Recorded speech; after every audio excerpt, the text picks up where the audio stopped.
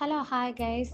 ഇന്നത്തെ video face മസാജാണ്. അതിന് ഞാൻ ഇതുപോലത്തെ ഒരു അലോവേര ജെല്ലാണ് എടുത്തിരിക്കുന്നത്. ഫസ്റ്റ് അലോവേര ജെല്ല് ഫുള്ളായിട്ട് ഞാൻ ഫേസിൽ അപ്ലൈ ചെയ്യുന്നുണ്ട്.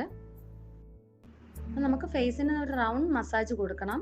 റൗണ്ട് മസാജ് കൊടുക്കുന്നത് ഫേസിന് അത്രയും നല്ലതാണ്.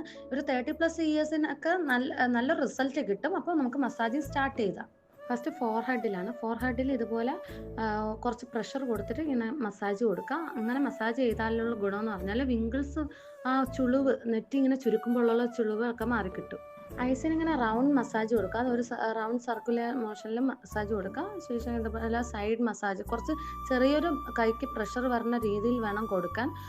പിന്നെ ടാപ്പ് ചെയ്ത് കൊടുക്കുക. ഇതുകൊണ്ടുള്ള ഗുണമെന്ന് പറഞ്ഞാൽ നമ്മൾ ഉറക്കമില്ലായ്മ, ഫോൺ അധികം നോക്കുമ്പോൾ കണ്ണിൻ്റെ ആ ഡ്രൈനെസ് ഒക്കെ മാറിക്കിട്ടും. അപ്പം മസാജിലൂടെ ബ്ലഡ് സർക്കുലേഷൻ കൂടിയിട്ട് ആ ഒരു റിലാക്സേഷൻ കിട്ടും. നോസ് പോയിന്റിൽ നിന്ന് ഇയറിലോട്ട് നല്ല മസാജ് കൊടുക്കണം. ഇത് നോസിൻ്റെയും മൗത്തിൻ്റെയും ഇടയിലുള്ള ലൈൻസ് മാറാനുള്ള മസാജാണ്. എല്ലാവർക്കും ജോൺ ലൈന് സെപ്പറേറ്റ് എടുത്ത് കാണിക്കണമെന്ന് എല്ലാവർക്കും ആഗ്രഹം കാണില്ലേ? അപ്പം ഈ ഒരു മസാജ് ചെയ്തിട്ടുണ്ടെങ്കിൽ നെക്കിൻ്റെയും ജോൺ ലൈനിൻ്റെയും ഫാറ്റ് കുറഞ്ഞ് ഫേസിന് നല്ല പ്രത്യേക ഭംഗി കിട്ടും. അപ്പോൾ നിങ്ങളിത് റെഗുലറായിട്ട് ചെയ്യുകയാണെങ്കിൽ നല്ലൊരു റിസൾട്ട് കിട്ടും ഫേസിന്.